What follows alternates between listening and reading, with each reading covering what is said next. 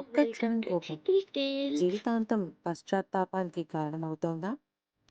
కోపం వల్ల కుటుంబం దూరమైతే, స్నేహితులు దూరమైతే, ఒక నమ్మకమైన మూగజీవిని బాధిస్తే ఏం చేశాడు మన రాము? అతను చేసిన తప్పేంటి? ఇవాల్టి మన కథ కోపం ఖరీదు. రాము చాలా కష్టజీవి. తెల్లారక ముందే లేచి పొలానికి వెళ్ళేవాడు. ఎండైనా వానైనా తన పనిని ఎప్పుడూ వదిలిపెట్టేవాడు కాదు. పచ్చని పొలాలతో, ప్రేమగా ఉండే ప్రజలతో నిండినదే రామాపురం. అదే మన రాము వాళ్ళ ఊరు. పొద్దున్నే లేచి అందరూ తమ తమ పనులు చేసుకుంటాం మొదలుపెట్టారు. కానీ మన రాముకు మాత్రం పొద్దున లేవగానే సర్రున కోపం వచ్చింది.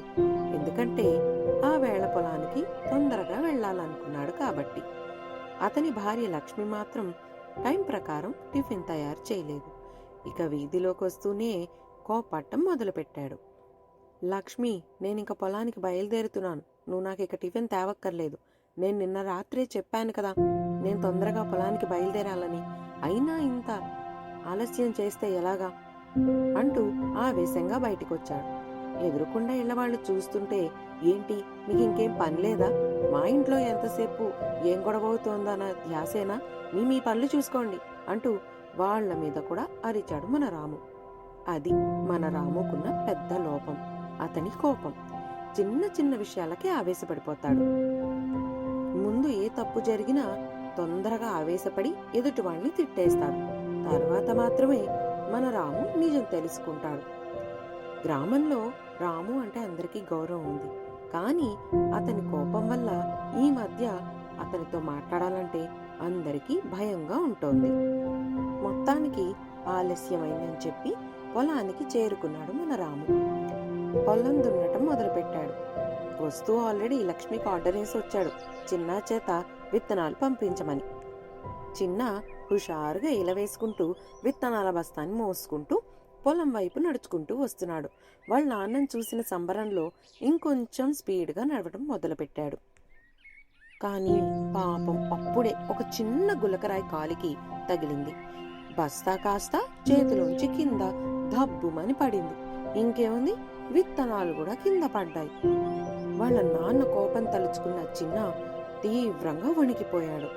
అమ్మో, ఇక నాన్న చూస్తేనా అని అనుకున్న టైముకే సరిగ్గా రాము చిన్న వైపు చూశాడు. ఏ చిన్న, మొత్తం విత్తనాల బస్తా కింద పోసేసావా? సరిగ్గా నడవడం రాదారా? ఇప్పుడు ఈ విత్తనాలన్నీ ఏరాలి. చూడు అన్ని ఎట్లా మట్టిపాలైపోయాయో, ఒక్క పని చేత కాదా అంటూ ఇష్టం వచ్చినట్టు అరవటం మొదలుపెట్టాడు. మన చిన్న కూడా ఏడుపు లంకించుకున్నాడు. అలాగే ఇంటికి వెళ్ళిపోయాడు. సరే అని విత్తనాలు అన్నీ ఏరుకుని పొలం దున్నటం మళ్లీ మొదలుపెట్టాడు మన రాము. ఈలోగా అతని స్నేహితుడైన గోపాలం తన ఆవుని తీసుకుని అటువైపుగా వచ్చాడు. స్నేహితుడికి విష్ చేశాడు మన రాము. గోపాలం కూడా విష్ చేసేసి తన దారిన ఎంచక్కా గట్టు మీద వెళ్ళిపోయాడు. కానీ గోపాలం మాత్రం ఒక తప్పు చేసేశాడు.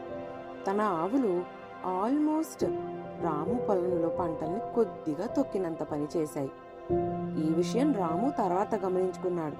మార్కెట్లో గోపాలం కనిపించినప్పుడు చెడామడా తిట్టి పడేశాడు అందరి ముందు. స్నేహితుడని కూడా పట్టించుకోలేదు.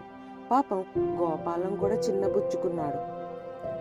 ఆ నోట ఈ నోట రాము కోపం గురించి అందరికీ తెలిసిపోయింది. అప్పటి నుంచి రాముని పలకరించాలన్నా కూడా 1-2 సార్లు ఆలోచించేవాళ్ళు. ఎందుకంటే ఏ విషయం మీద రాముకి ఎప్పుడు కోపం వస్తుందో ఎవరికీ తెలియదు కాబట్టి అందరూ జాగ్రత్తగా ఉండటం మొదలుపెట్టారు. మధ్యాహ్నం ఇంటికి చేరుకున్నాడు మన రాము. అతని భార్య లక్ష్మి ఇలా అంది, ఏంటండి, పొరపాటున విత్తనాల బస్తా కింద పడిపోయిందనుకో మెల్లగా చెప్పాలి గాని అంత గట్టిగా గదమాయిస్తారా? పిల్లాడు చూడండి ఎంతలాగా ఏడ్చాడో. ఏదైనా మెల్లగా చెప్పాలి. సరే కాని సంతకెళ్ళి వాళ్ళ కూరగాయలు పట్టుకొని రండి అని పంపించింది రాముని. రాము కూరగాయల మార్కెట్కి వచ్చాడు.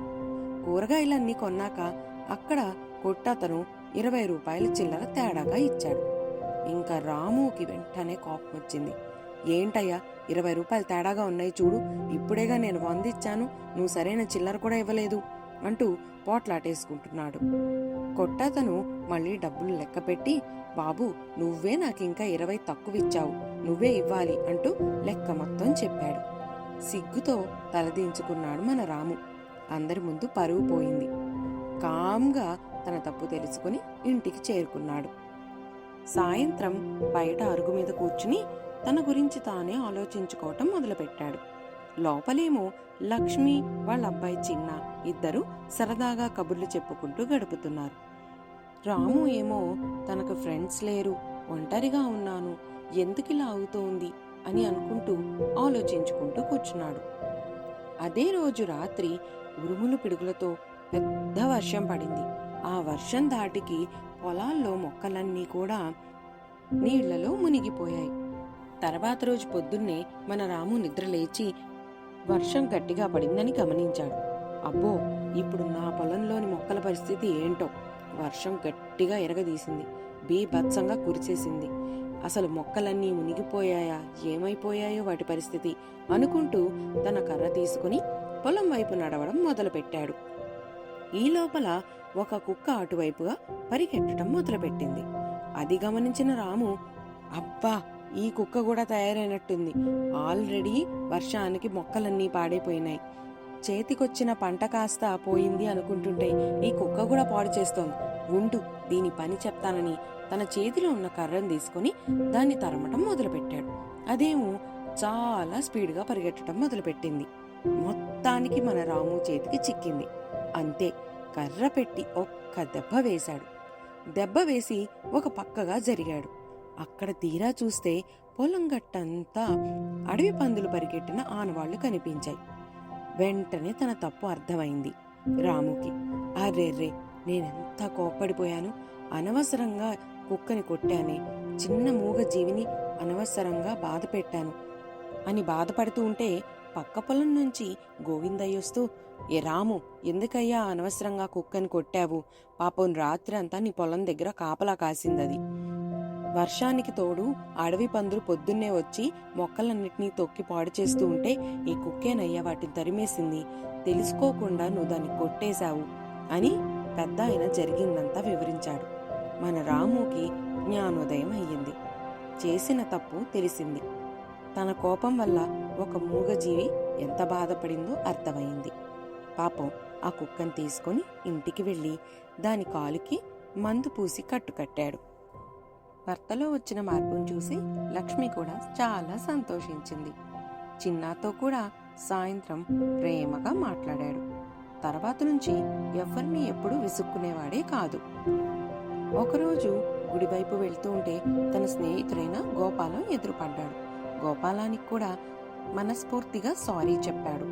గోపాలం కూడా తన మిత్రుడు మారినందుకు చాలా సంతోషించాడు. సో అప్పటి నుంచి మన రాము అందరితో కలివిడిగా ఉంటూ మంచి పేరు తెచ్చుకున్నాడు.